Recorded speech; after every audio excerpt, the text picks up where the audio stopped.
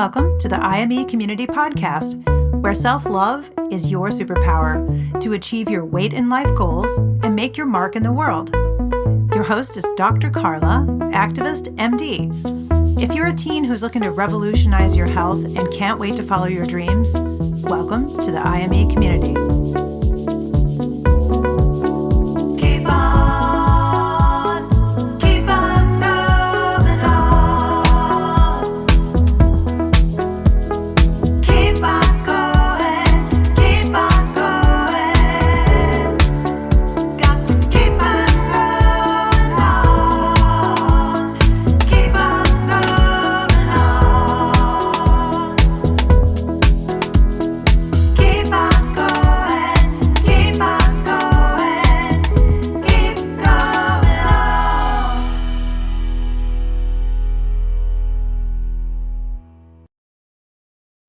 Good morning.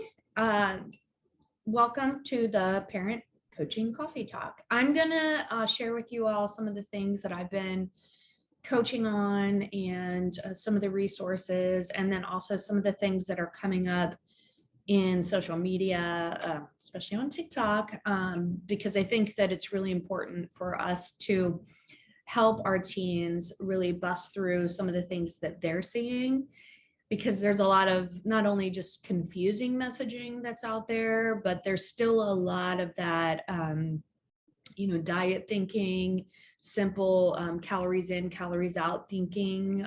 There's just still a lot of, I think, myths and confusions and confusion out there. The thing I do notice, though, about the teens that I coach is that they really don't, there's a lot of social pressures.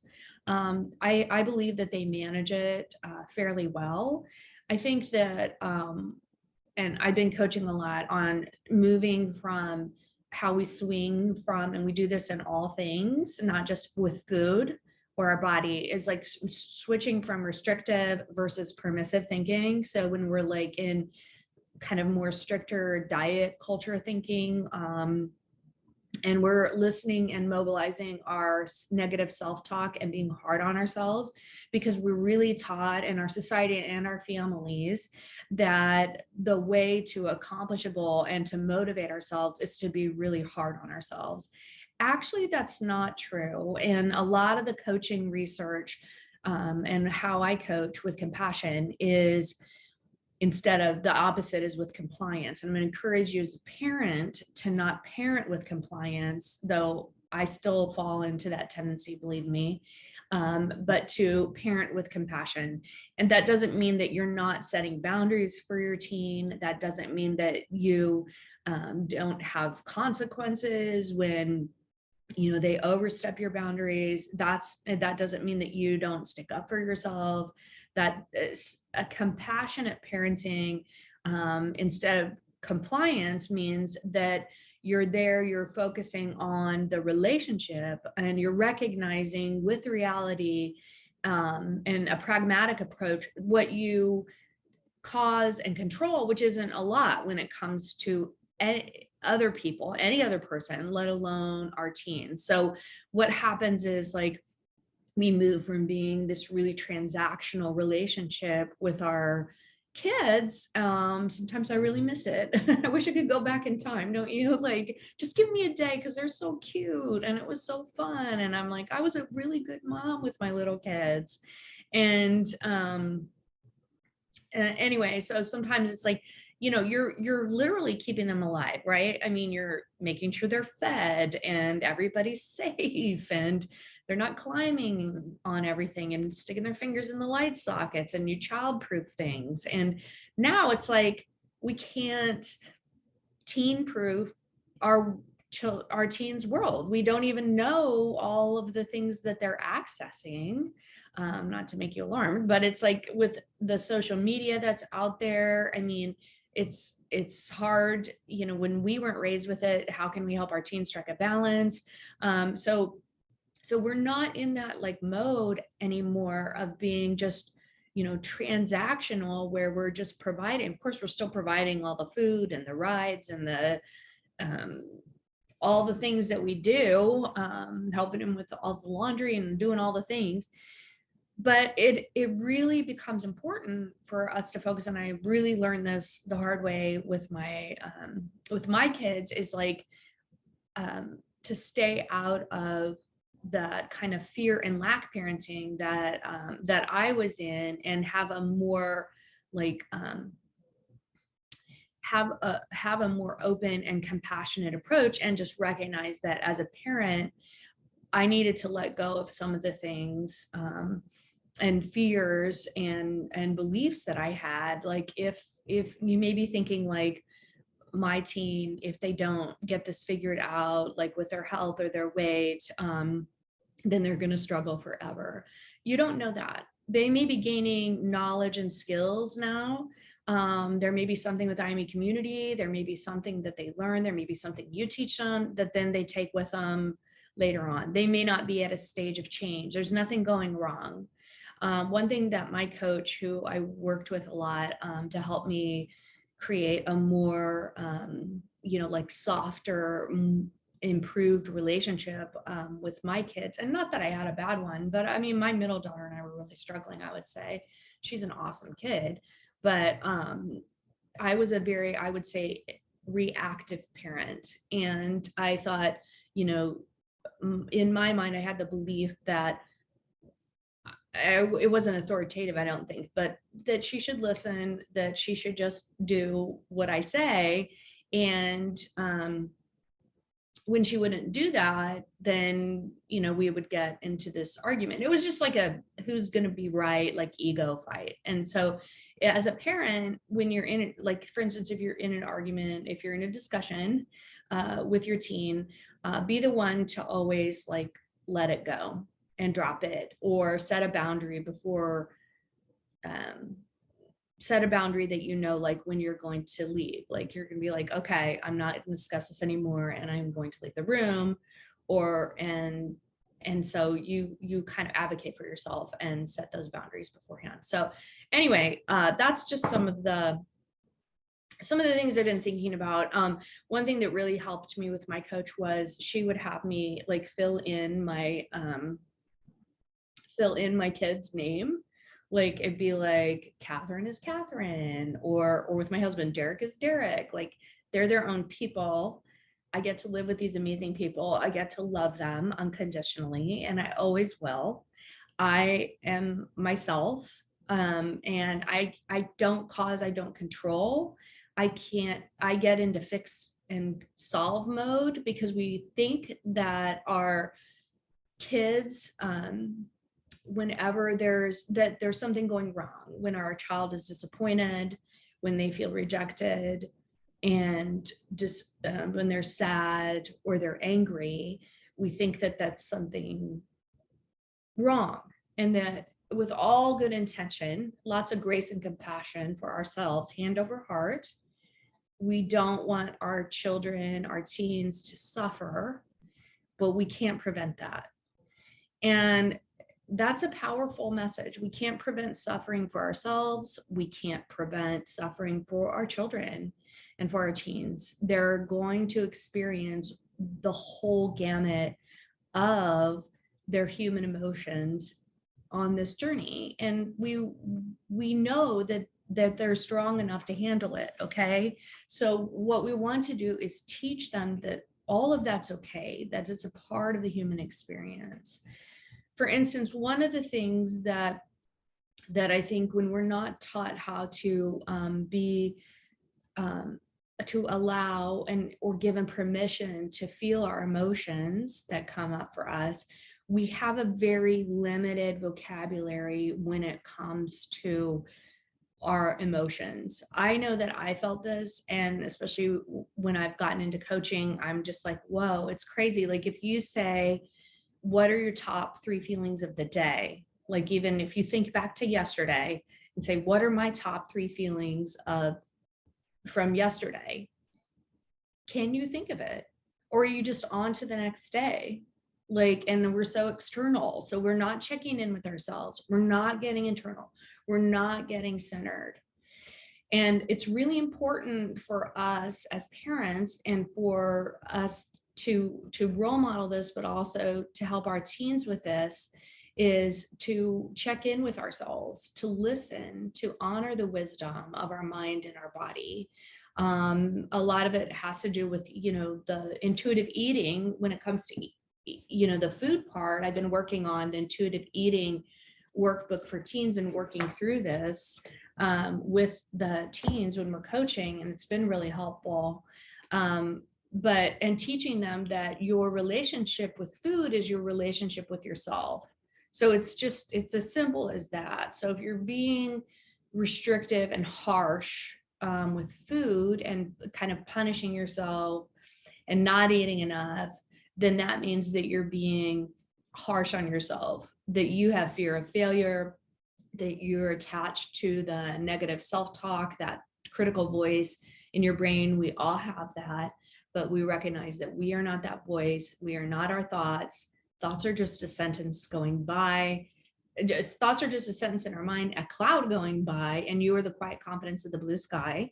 And it's like a rainbow that comes and goes. And I have a little thought rainbow that I use for a prop. But anyway, it's really important to have some self-awareness because when we have the negativity, it's going to come up in our body. So our teens, we know ourselves, you may want to do this work yourself. I would encourage you to do it, is to really recognize and acknowledge how that negativity comes up in you, and it's going to come up in your body. So for me, like, I get really depleted, really tired. Other people say, it's like in my chest, I feel like almost like a tightness. Some people feel it in their jaw. And it feels really uncomfortable. And so our brains are wired that to be uncomfortable with discomfort. So it's like there's something going wrong, and our society teaches that. But it's your brain just doing, you're just a human, and you welcome all emotions. And so whether you or your teen are resisting, avoiding, or reacting to emotions, instead of responding to them and allowing them and processing and feeling your emotions, because our feelings and emotions are a vibration in our body, and that's it. And they're there, and we are handling in them.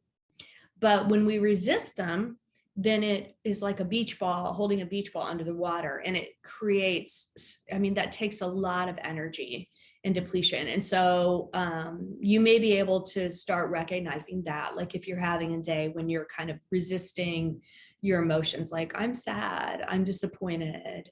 I notice there's a lot of resisting to the feeling of disappointment, and it's okay.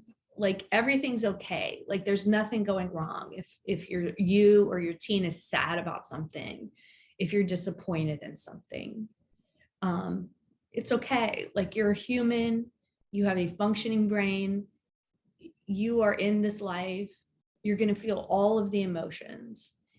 And if you sit in it and you breathe and you allow it, like if you have fear, it doesn't mean you're a fearful person. You don't have to make it mean anything. So when you process it, it means breathing, describing it, naming it, allowing it to pass through. I feel disappointed. I'm disappointed. Don't have to make it mean anything.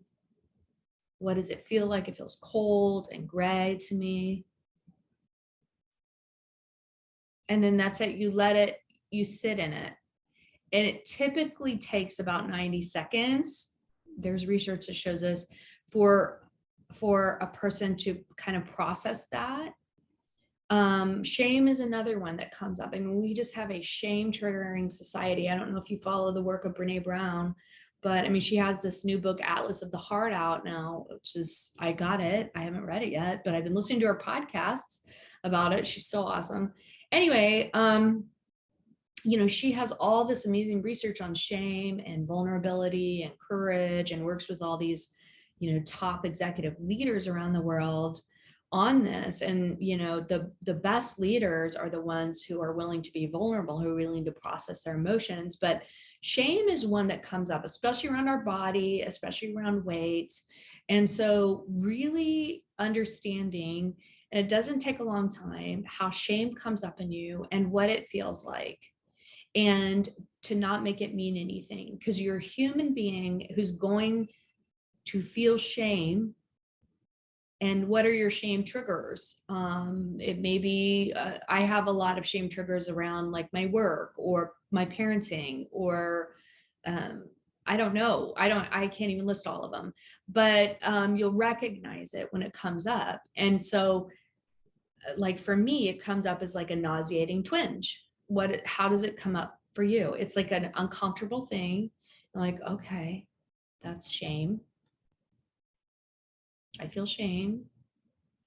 And then at this point, I don't even say like, I am not shameful. Like, but you don't make it mean and judge yourself that you are shameful, or that, because when you do that, then you get to the point of saying, okay, there's something wrong with me. I need to fix it. I need to solve it. That's how we go to do diets or buffer with other things, and buffering with either food and coping with food instead of just allowing something to work through us. We buffer with food, we buffer with social media, kids buffer with screen time, procrastination, overworking, emotional reactivity. Some people buffer with exercise. I wish I would have. I've never had that problem. Okay. Anyway, so that's a way to, like, when those powerful, really powerful emotions come up in us that we're going to experience on our human journey, to process through it. Like shame is one. And so recognizing, like, how does that come up in you? Breathe, create a pause, and then you shift. So you're just creating amazing, like, thought awareness, self-discovery. Our thoughts create our feelings. So it's not the circumstances or situations, like the weight or a number on a scale. It's your thought about it that creates your feeling, whether it's feeling of shame or unmotivated. That's all coming from a thought. And our thoughts are optional, and we don't oftentimes have awareness of our thoughts. And we have so many thoughts that are happening in our brain all the time, right? We are not our thoughts. You don't have to choose those thoughts. The problem is not the thoughts. The problem is the attachment, like paint on a wall, to the thoughts. And then we have these pathways in our brain that we keep giving power to. And it almost becomes like a belief, which a belief is a powerful thought on a loop in your brain. Okay. So check in on yourself if you're having any. I was having a lot of this, like, beliefs, maybe about my kids, like judgment, or, they're never going to be successful, or they're never, they're never going to get into the school that they really want to get into. If they don't get that done, they're never going to, reach their goals or be happy, or I don't know what things were coming up, but just in general, like, we make these little things mean so much. And so when you acknowledge how it's coming up and when you're triggered, and then you create a pause. And so what you're trying to do is break up and disrupt that kind of pathway that isn't serving you, because your current thought's going to create current results. Your current thinking creates your current reality. So that's really important to understand, because what we do and what we're taught is that instead we need to change the circumstances in our lives and change the situations, or even other people and other people's behaviors. And as a parent, we think that we need to change our teen, and if only they were this way, then I wouldn't have to feel that way. Okay. So recognize they are their own person. They are their own person leading their life. You are there to show up, love, and support. How do you want to show up for your teen? You get to decide that. You get to decide where you put your attentional focus and how to create a more relational, compassionate approach as your only goal. Okay. Again, compassion means boundaries. It means consequences, it doesn't mean that you're giving up that. Okay. So that's a lot about like allowing our emotions, processing our emotions, recognizing them, acknowledging them. As a parent, staying in your lane, recognizing what you cause and you control, what you don't cause and what you don't control. That you're working on, self-compassion, that with all good intention, you don't want your teen to suffer. You don't want your teen to have hardships, but this is how we grow. Like they are resilient. Those emotions, those feelings are there.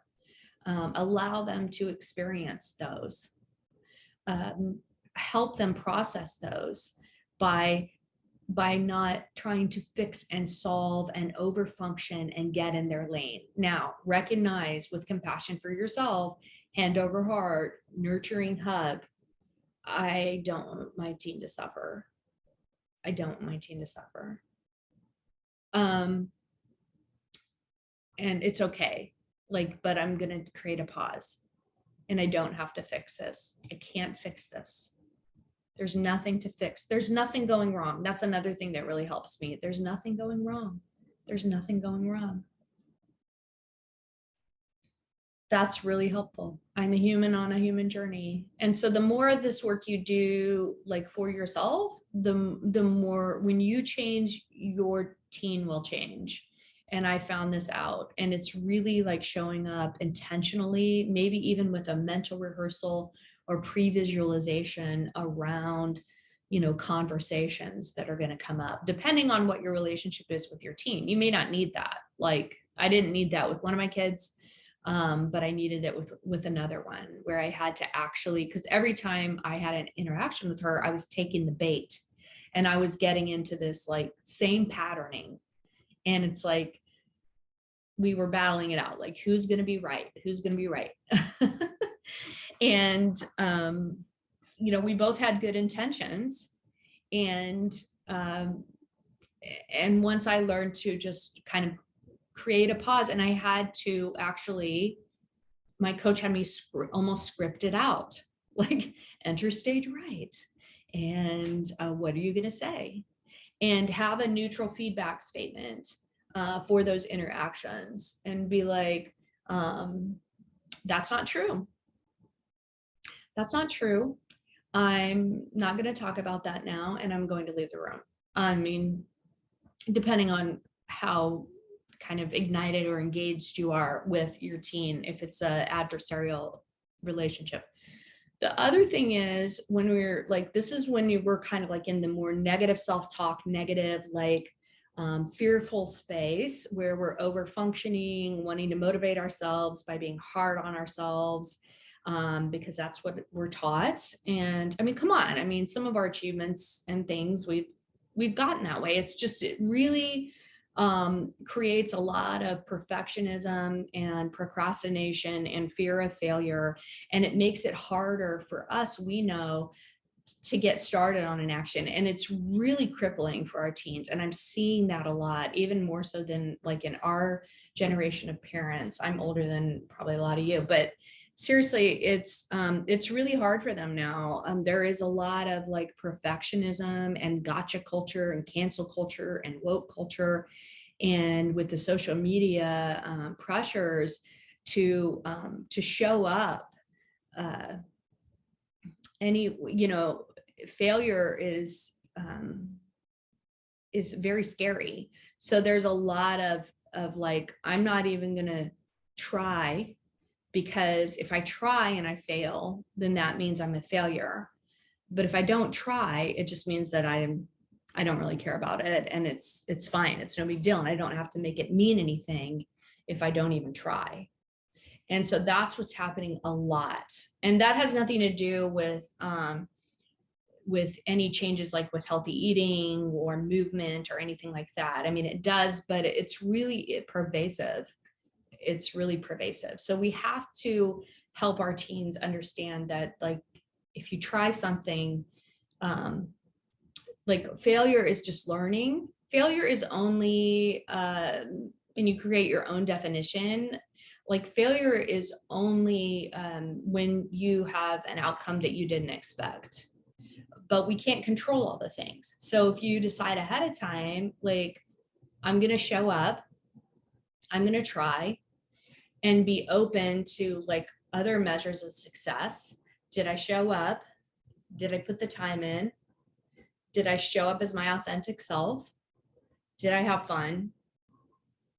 Then you're going to be proud of it. You can't always control the outcome. So the more that we can role model that as parents, and not create such, I did a podcast on this about parents don't sweat the small stuff with your teens, because it is becoming like there's such a equality over these little things in life for our teens and what they make it mean about themselves, and the really big things, and they're not willing to really put themselves out there and discover their big magic gifts, or push themselves to do anything really creative, to show up authentically as themselves, because we as parents are making a big deal all these tiny little things. And anyway, so I'm just going to encourage us to for ourselves, when we change and we show a more compassionate approach to ourselves, and we talk about mistakes we've made, or be open about like our failures, or that didn't go as expected, but here's what I learned. But that's okay.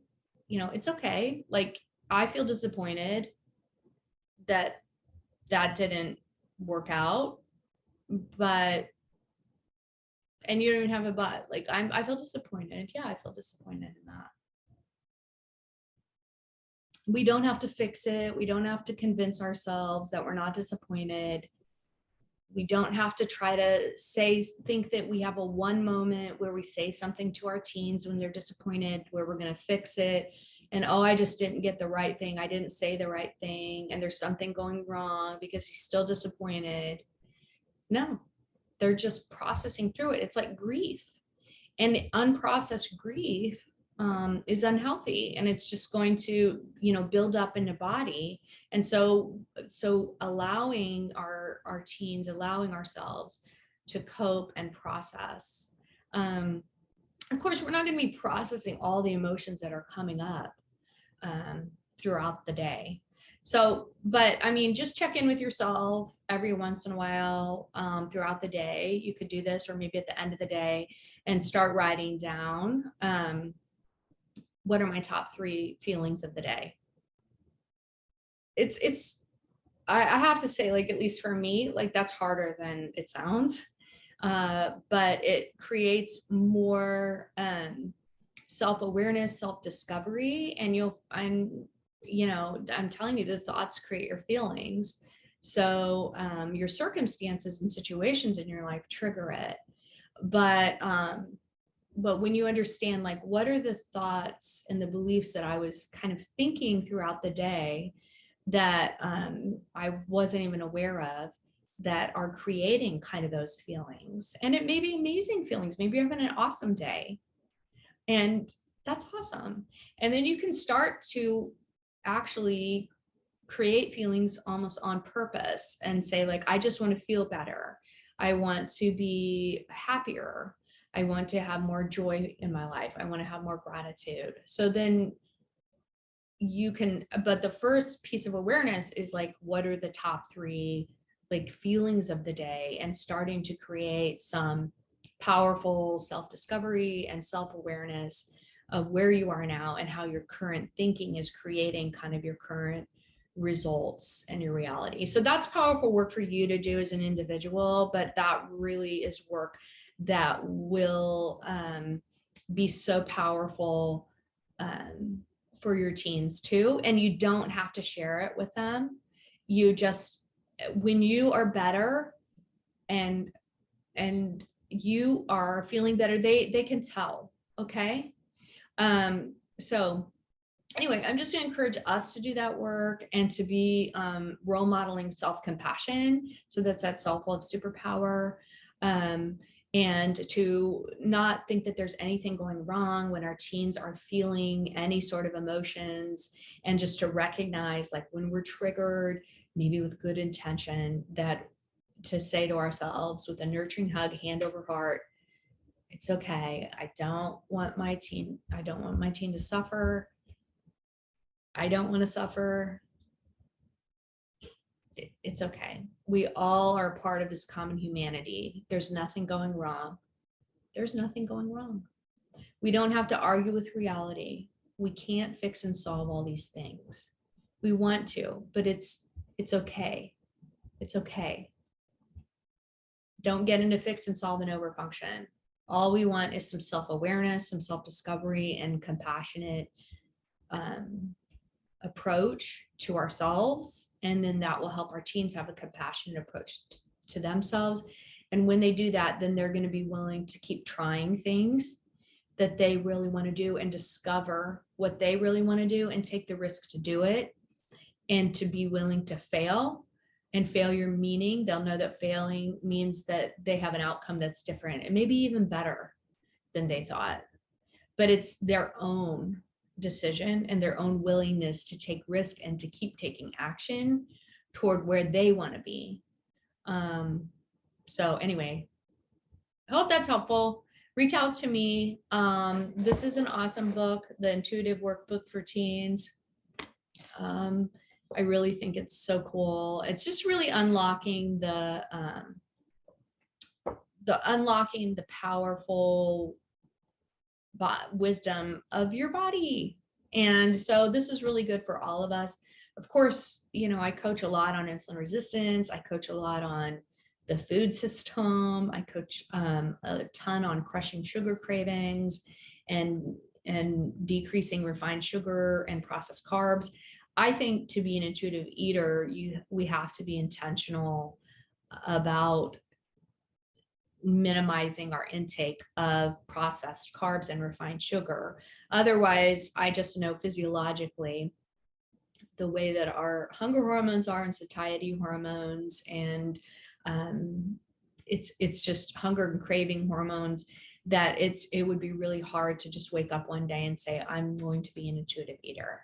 But it's really amazing work, and a lot of the teens are ready, and I would recommend maybe even getting it, but I'm working us through that. I'm going to be doing my 10 steps to self-trust eating, which is an intuitive eating course. So I'm going to be adding to that, and I'm going to be doing, we've been doing work on body positivity. So reclaiming health and creating a weight neutral or a definition of health, and we're doing that for IME Community. And I created a word cloud based on the members' input, which is awesome. And it had nothing to do with weight, which was so cool. So we want a weight neutral, or just weight isn't even a part of it, our definition of health. Okay. And that's kind of the first step. There's 5 components to that. I'm going to be talking a lot about 10 steps to self-care for teens, and thinking about self-care in a different way, and self-care being different from like lots of time on, Netflix binges and screen time and overeating, because that's really buffering. So that's not really truly self-care. Anyway, I think that's an important delineation to make for teens. And the most exciting thing is I'm going to be launching a Health Yourself ebook, which I took the 12 weeks of the insulin resistance challenge that I did on TikTok and Instagram, and the amazing virtual assistant I'm working with is taking all those Instagram posts and putting it into a 12-week ebook. And so the team members are going to be the beta launch pilot group for that. So it's going to be 12 weeks where they'll get an email every day. So they'll get a PDF for the day. I'll have a video also for the week. That'll be short. It's going to be really fun. And then they'll get the email, and then they can type it in on their computer, so they can have it all on their computer and they can fill it in for themselves. So the first week is taking massive action, and the power of making decisions ahead of time. So using, our executive functioning brain, our higher prefrontal cortex brain, to make a decision ahead of time. So we're just learning and taking small steps, and over 12 weeks, they'll create a healthy habit stick. So anyway, it's really cool. I'm so excited to launch that with the members. And then what I'd like to do is add in Boxer. So I don't know if you have Boxer or have used it. It's a really awesome app that I used with my business coach. My friend's funny. Okay, so let's go back to it. All right, so it looks like that. It's so cute. And so I'll send a message every week, and then they can just chat back and forth with me, like what they need coaching on. And it's really cool because you could just like press here. You could either type in the message, or you could just press there and then just record it. And the message goes to me, and then I can just coach them back. And so that's like kind of the one-on-one coaching, along with, of course, the group membership coaching. So anyway, I'm really excited about that. I love coaching your teens. They're brilliant, awesome. They are such cool thinkers. The life coaching they take up like a sponge. It's like no problem at all. The social pressures, like I was talking about earlier, the gotcha culture, the try-fail, the perfectionism. I find that is a tough barrier for our teens, and the pandemic may have a role in this, to getting them to practice the art of like believing on purpose. So to really get excited about being able to lead their own like magical, authentic, creative life, and to believe on purpose something as their future self. So that's really what I'm going to push on and kind of work on. And I know that, as we create more of the community and get more members, it'll create more fun and support. And anyway, so it's really cool. And hopefully this was helpful, and reach out to me by email or Dr. Carla, activistmd at imecommunity.com is my email. So please reach out to me if you have any questions, or on Messenger, on Facebook, or however you need to. Okay, have a great weekend. Bye. Thank you for tuning in to the IME Community Podcast, where self-love is your superpower.